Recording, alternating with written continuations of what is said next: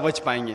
اس سے میں یہ ثابت ہوتا ہے کہ اللہ سبحانہ و تعالی کا علم سارے جگہ میں ہے, سارے کائنات میں ہے, اور وہ الحمدللہ ثم الحمدللہ ان کے پاس اتنا پاور, اللہ تعالیٰ کہتے ہیں کہ yes power over all things ان اللہ علی کل شیء قدیر. ان کی طاقت ایسی ہے کہ سارے جہاں میں پھیلی ہوئی. اور وہ سوال تھا فزیکل چیز ہے نا, فزیکل نہیں ہے, آپ اور ہم جیسے نہیں ہے, وہ کچھ علیحدہ چیز ہے. اور اللہ تعالیٰ فرماتے سورہ شورى میں, سورہ نمبر 42 آیت نمبر 11, لیس کمثلہ شیء, اللہ تعالیٰ کے جیسی کوئی بھی چیز نہیں ہے. تو ہم اللہ سبحانہ و تعالیٰ کو اس دنیا میں کسی بھی چیز سے کمپیئر نہیں کر سکتے, وہ ایک علیحدہ چیز ہے. Second question has also been posed by a non-Muslim, Gurmeet Singh, MSc Astrophysics. Do Islamic views portray the cosmic makeup of universe close to Big Bang theory and theory of relativity? And because of this ideological background, Maulana and ulama base their explanation of Mi'rajun Nabi sallallahu alayhi wa sallam in their khutbat and discourses. This should not be a natural coincidence. سوال ہے کہ قرآن شریف میں, اسلام میں astronomy, cosmology, یہ جو آسمان کی جو پڑھائی ہے اور فلکیات کے بارے میں ذکر ہے, اور کیا قرآن مجید جو آج سائنس نے ایڈوانس کر چکی ہے بگ بینگ میں مانتی ہے, اور یہ مولانا لوگ جو معراج کا ذکر کرتے ہیں وہ کیا ہے؟ قرآن شریف میں کئی آیتیں ایسٹرونومی کے بارے میں ذکر کرتی ہے. ہم ایک لیکچر دے سکتے صرف ایسٹرونومی پر, اور ایسٹرونومی کے بارے میں جاننے میں آپ میری کیسٹ دیکھ سکتے. قرآن اور جدید سائنس اس میں ڈیٹیل میں ذکر ہے, لیکن مین سوال تھا کہ آپ بگ بینگ میں مانتے ہیں کیا نہیں. اور بگ بینگ یہ کہتی ہے کہ ساری کائنات ایک تھی, اس کے بعد ایک بڑا دھماکہ ہوا بگ بینگ, اور اس میں پھر وجود میں آیا یہ گیلیکسیز, یہ تارے, یہ ستارے, اور یہ فلک, اور یہ پلانٹس, سورج, چاند, اور یہ دھرتی. اسے کہتے بگ بینگ. اور یہ ڈسکور سائنٹسٹ لوگ نے کیا سم وے اراؤنڈ 1970, کچھ 30-40 سال پہلے ڈسکور کیا ہے بگ بینگ کے بارے میں. اللہ سبحانہ و تعالی 1400 سال پہلے اس کا ذکر کرتے ہیں سورہ انبیاء میں, سورہ نمبر 21 آیت نمبر 30 میں, اولم یر الذین کفروا ان السماوات والارض کانت رتقا ففتقناہما, کہ وہ کافر لوگ نہیں جانتے کہ یہ فلک, یہ آسمان اور یہ دھرتی ایک تھی اور ہم نے انہیں چھٹا کیا. تو یہ جو بگ بینگ آج سائنٹسٹ نے ڈسکور کیے کہ کائنات کیسے وجود میں آئے, ابھی 30-40 سال پہلے انہوں نے اس کا علم حاصل کیا. الحمدللہ ثم الحمدللہ, اللہ سبحانہ و تعالیٰ اس کا ذکر 1400 سال پہلے قرآن مجید میں کرتے ہیں. اور ایسے کئی آئے تھے ایسٹرونومی کے بارے میں.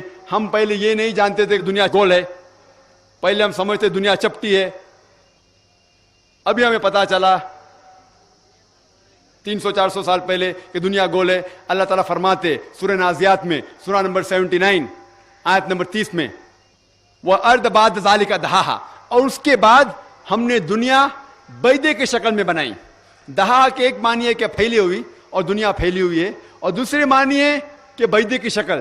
یہ دہا عربی لفظ دھویا سے آتا ہے, اور ہم جانتے ہیں کہ دنیا گول بال کی طرح پوری طریقے سے گول نہیں ہے, وہ جیوسفیریکل ہے, مطلب پول سے اوپر اور نیچے سے چپٹی ہے.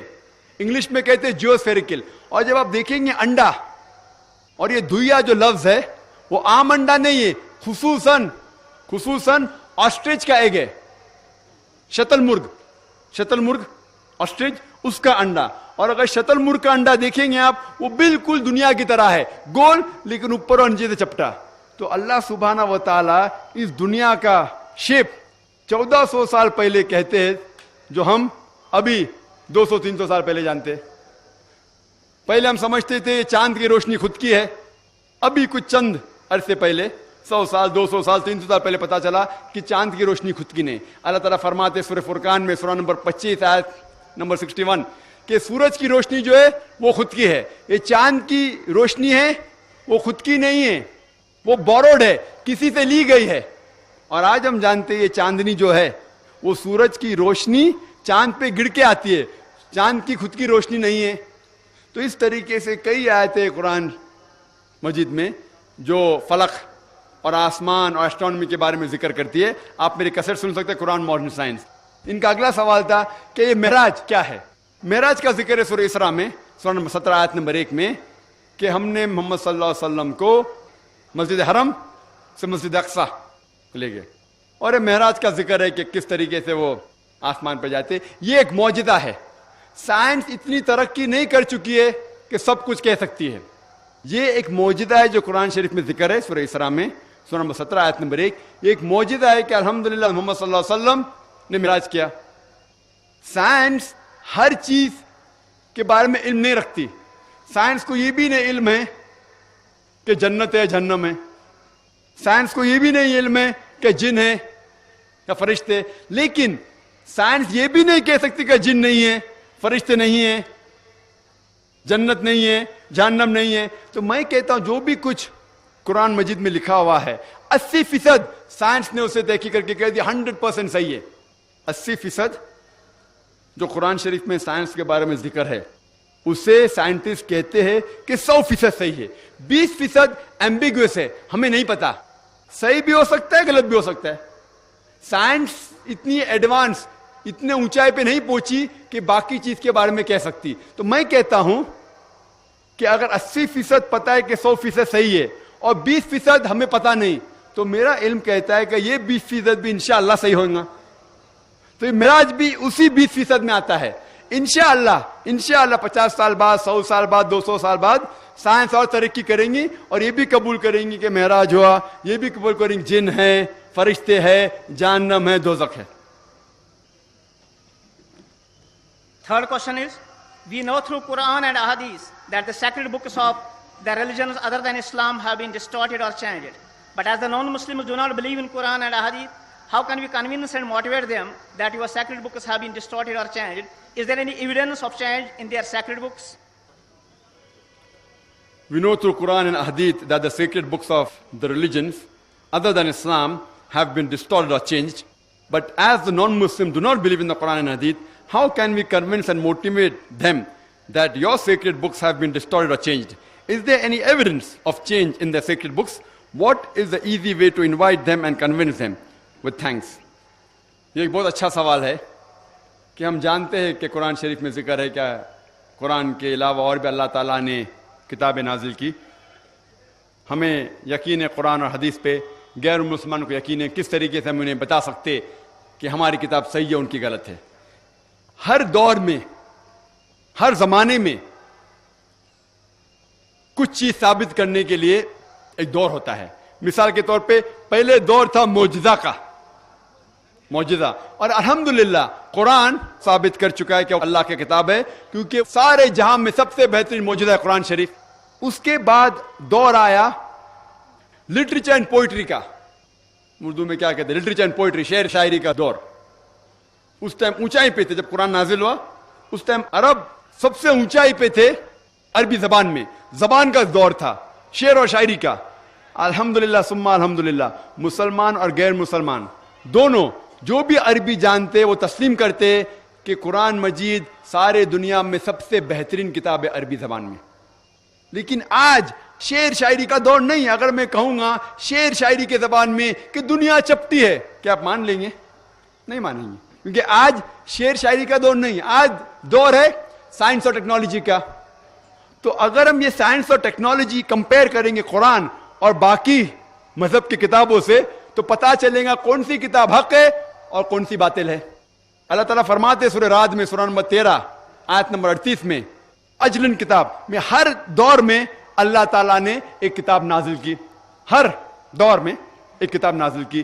نام سے ہمیں 4 کتاب کا علم ہے, توراہ, زبور, انجیل اور قرآن. لیکن اس کے علاوہ کئی کتابیں نازل کی گئی تھی. لیکن اللہ تعالیٰ یہ بھی فرماتا ہے سورہ بقرہ میں سورہ نمبر 2 آیت نمبر 79 میں, فَوَيْلٌ لِّلَّذِينَ يَكْتُبُونَ الْكِتَابَ بِأَيْدِيهِمْ ثُمَّ يَقُولُونَ هَٰذَا مِنْ عِندِ اللَّهِ لِيَشْتَرُوا بِهِ ثَمَنًا قَلِيلًا فَوَيْلٌ لَّهُم مِّمَّا كَتَبَتْ أَيْدِيهِمْ وَوَيْلٌ لَّهُم مِّمَّا يَكْسِبُونَ. لعنت ہے وہ لوگوں پہ جو لوگ کتاب اپنے ہاتھ سے لکھتے ہیں اور کہتے ہیں کہ یہ اللہ کی کتاب ہے. لعنت ہے وہ لوگ پہ جو لکھتے ہیں, لعنت ہے ان پہ جو کماتے ہیں, اور ان سب پہ لعنت ہے. یعنی اللہ تعالیٰ فرماتے ہیں کہ لوگ اپنے ہاتھ سے کتاب لکھتے ہیں اور کہتے ہیں کہ اللہ کی کتاب ہے. اللہ تعالیٰ یہ بھی فرماتے سورہ بقرہ میں سورہ نمبر 2 آیت نمبر 111 میں قل ہاتوا برہانکم ان کنتم صادقین، آپ اپنا ثبوت پیش کرو اگر آپ سچے ہیں۔ کوئی بھی کہتا ہے کہ اللہ کی کتاب ہے تو آپ ان سے کہیے قل ہاتوا برہانکم، آپ اپنا ثبوت پیش کرو اگر آپ سچے ہیں۔ تو آپ اگر کمپیئر کریں گے قرآن مجید اور سائنس کو، آج سائنس کا دور ہے، تو الحمدللہ ثم الحمدللہ قرآن مجید میں ایک بھی آیت ایسی نہیں ملیں گی آپ کو جو اسٹیبلش سائنس کو ٹکراتی ہے۔ میں سائنس سے قرآن مجید کو ثابت نہیں کرنا چاہتا ہوں، قرآن مجید سائنس سے اور اوپر ہے۔ قرآن مجید سائنس کی کتاب نے SCIENC، بٹ سائنس کی کتاب ہے SIGNS، آیتوں کی کتاب ہے، اور قرآن مجید میں 6000 آیت ہے، سائنس ہے، ورسز ہے، ان میں سے 1000 سے زیادہ سائنس کے بارے میں ذکر کرتی ہیں۔ لیکن اگر ہم قرآن مجید سائنس کو جو لوگوں کی یارڈسٹک ہے، ان کا یارڈسٹک ہے، ان کی تولنے کی چیز ہے، اگر ہم قرآن مجید ہماری یارڈسٹک، ہمارا معیار سے دیکھیں گے تو ثم الحمدللہ ایک بھی آیت سائنس سے نہیں ٹکراتی، اسٹیبلش سائنس سے۔ لیکن یہ اگر آپ بائبلز ملائیں گے، ہمیں پتا ہے کہ انجیل اللہ کا کلام تھا، لیکن یہ بائبل ابھی ملاوٹ ہو چکی ہے۔ اللہ کا کلام بھی اس میں موجود ہے، اس میں عیسیٰ علیہ السلام جو کہتے ہیں وہ بھی موجود ہے، جو تاریخ لکھنے والے لوگ لکھتے ہیں وہ بھی موجود ہے، اس کے اندر غلطیاں بھی موجود ہے، اس کے اندر بےہودہ چیزیں بھی موجود ہے۔ ہم کہتے یہ پوری اللہ کا کلام نہیں ہو سکتا، کیونکہ اگر آپ پڑھیں گے بائبل میں یہ لکھا ہے، گاسپل آف میتھیو میں چیپٹر نمبر 4 ورس نمبر 8 میں، اور gospel of Luke chapter number 4 کیا دنیا چپٹی ہے؟ ہم جانتے ہیں دنیا چپٹی نہیں ہے۔ بائبل میں یہ بھی لکھا ہوا ہے کہ چاند کی روشنی خود کی ہے، یہ ہم جانتے ہیں بالکل غلط ہے۔ Genesis chapter number 1 verse number 16 and 17، اس میں یہ بھی لکھا ہوا ہے کہ اللہ تعالیٰ نے تارے بنائے سارے فلک میں تاکہ وہ دھرتی کو روشنی دے سکے۔ ہم یہ جانتے ہیں کہ آج فلک کے اندر کروڑوں گیلیکسیز ہے، ہر گیلیکسی میں کروڑوں ستارے ہیں۔ ہم صرف ہمارے گیلیکسی کے علاوہ 2 گیلیکسی کے تارے کو دیکھ سکتے ہیں، یعنی 3 گیلیکسی سے زیادہ تارے کی روشنیاں پہنچتی نہیں۔ تو یہ کہنا کہ اللہ تعالیٰ نے سارے فلک میں تارے بنائے تاکہ وہ دھرتی پہ روشنی دے سکے، بالکل ان سائنٹیفک ہے، سائنس کے خلاف ہے۔ بائبل میں لکھا ہوا ہے، بائبل میں جینیسس میں چیپٹر نمبر 3 میں کہ سانپ ریتی کھاتا ہے۔ ہم جانتے سانپ ریتی نہیں کھاتا ہے۔ ایسے کئی چیزیں لکھی گئی بائبل میں، آپ میری ویڈیو کیسٹ دیکھ سکتے ہیں جو میرا مناظرہ ہوا تھا ایک امریکن کے ساتھ، ڈاکٹر ولیم کیمبل، اور اس کا موضوع تھا Quran and the Bible in the light of science, قرآن اور بائبل سائنس کی روشنی میں۔ اور اس کے اندر کم از کم 38، وقت بہت کم تھا، 38 سائنٹیفک غلطیاں میں نے بائبل میں نکالی، اور ڈاکٹر ولیم کیمبل ایک بھی غلطی کا جواب نہیں دے سکے۔ اسی طریقے سے آپ وید لیں گے، وید میں بھی غلطیاں ہیں۔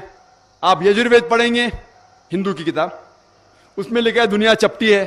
یجروید میں یہ لکھا ہے کہ سورج ہمارے دھرتی کے گول چکر لگاتا ہے۔ یہ پرانے لوگ سوچتے تھے کہ سورج دھرتی کے گول جاتا ہے۔